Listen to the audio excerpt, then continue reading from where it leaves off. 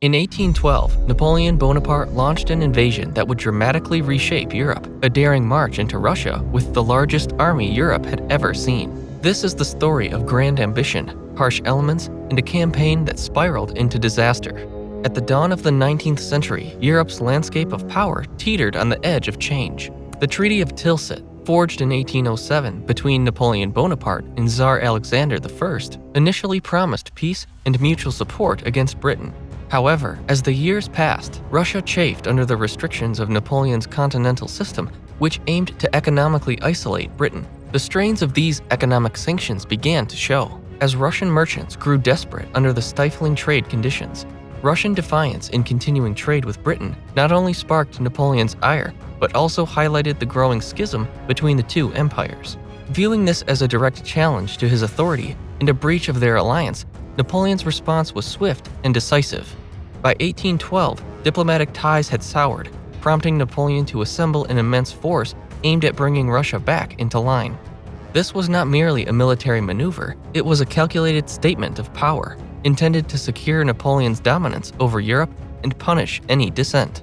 In preparation for his monumental campaign against Russia, Napoleon meticulously amassed the Grande Armée, one of the largest forces ever assembled in history, comprising over 600,000 men drawn from a myriad of nations under French control. This vast assembly was a testament to Napoleon's unmatched ability to mobilize and command a diverse and sprawling military coalition. Frenchmen stood shoulder to shoulder with Italians, Germans, Poles, Spaniards, and others, each contingent marked by its unique uniform and banners, adding a vivid patchwork of colors to the ranks. The logistical effort to supply and maintain such a massive force was unprecedented, involving extensive networks of supply wagons, vast quantities of food, and a continuous trail of support staff and artillery that stretched back to the heart of France. As the army surged eastward, the sheer scale of this operation showcased not just military might, but a deliberate display of power, intended to intimidate and enforce compliance from the Russian Tsar. Did you know that most people who watch our documentaries aren't subscribed yet? If you enjoy animated maps and history, join our community. Leave a like and subscribe so you never miss the next episodes. On June 24, 1812, the Grande Armée crossed the Niemen River, marking the official start of Napoleon's invasion of Russia. As tens of thousands of troops filed across makeshift bridges under the cover of darkness, the enormity of the campaign began to unfold before their eyes. The river crossing was meticulously planned down to the last detail, yet it symbolized the first step into a vast and uncertain territory. Napoleon's confidence was high as he led his troops into Russian lands, spurred by visions of a swift victory that would not only secure his empire's eastern borders, but also firmly assert his dominance over Europe. However, this initial crossing, filled with determination and grandeur, was also the beginning of what would become one of the most grueling and devastating military campaigns in history.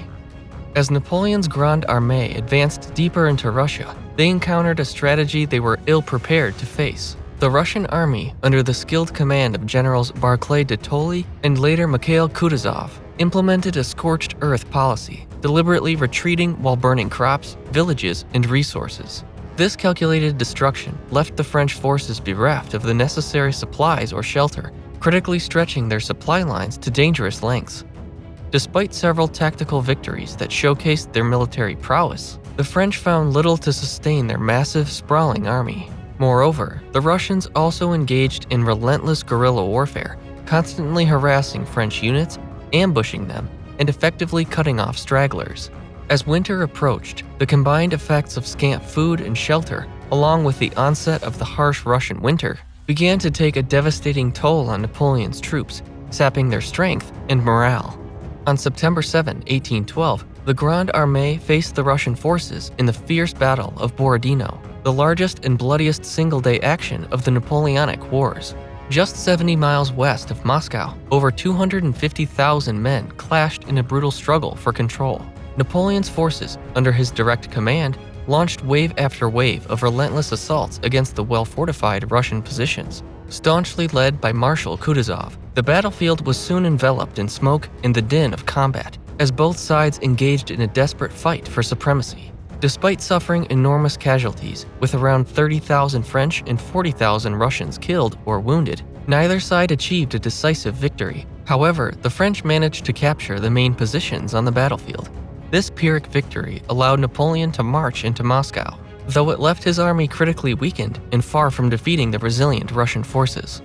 Despite the heavy toll of the Battle of Borodino, Napoleon's weakened army continued to push forward, entering Moscow on September 14, 1812. To their astonishment, they found the city nearly abandoned, a ghostly echo of its former self. The Russian command had strategically ordered a tactical retreat, leaving only a skeleton crew behind who set fires throughout the city. A desperate yet calculated act of defiance.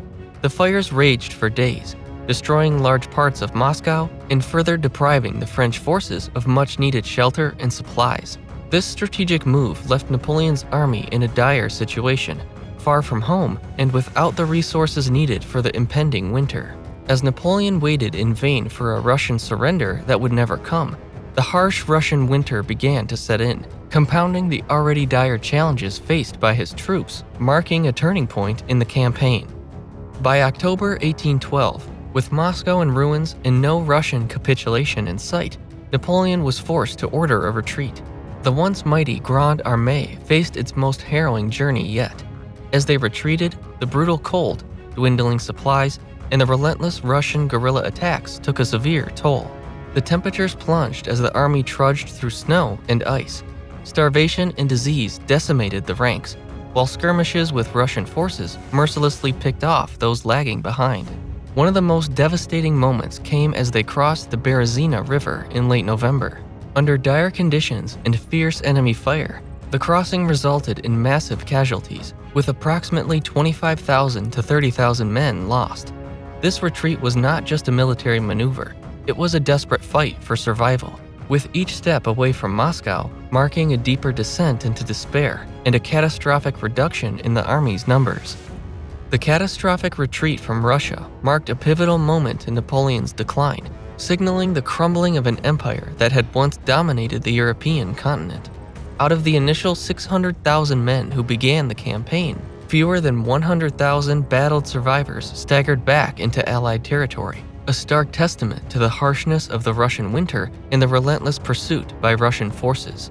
The Grande Armée, once feared across Europe, was left shattered, its strength and morale irreparably damaged. The once invincible legions were now a shadow of their former selves, with their defeat sending shockwaves through Europe.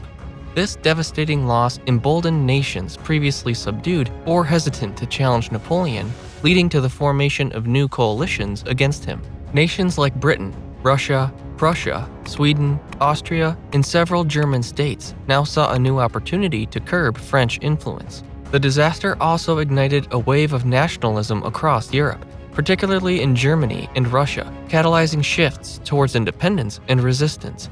This newfound spirit of nationalism began reshaping the political landscape, setting the stage for future conflicts and realignments. Ultimately, the Russian campaign significantly weakened Napoleon's grip on power, setting the stage for his eventual abdication and the reshaping of European borders. The fall of Napoleon would usher in a new era of balance and diplomacy in Europe, marked by the Congress of Vienna, which sought to restore old boundaries and reduce the likelihood of such widespread conflict in the future. The Russian campaign of 1812, a monumental endeavor marked by ambition and hubris, stands as a stark lesson in the limits of military power. Napoleon's failed invasion not only shattered his Grande Armée, but also fundamentally altered the course of European history. It demonstrated the devastating effects of underestimating logistical challenges and the harsh realities of war. The resilience of the Russian people and their strategic use of scorched earth tactics redefined guerrilla warfare and inspired nations under the yoke of an empire to rise up. As we reflect on this pivotal chapter, we see how it paved the way for a new era in Europe, one where balance and coalition would become key in maintaining peace and reshaping nations. If you've enjoyed this dive into history, don't forget to like, subscribe, and hit the notification bell to join us on more epic journeys through the past.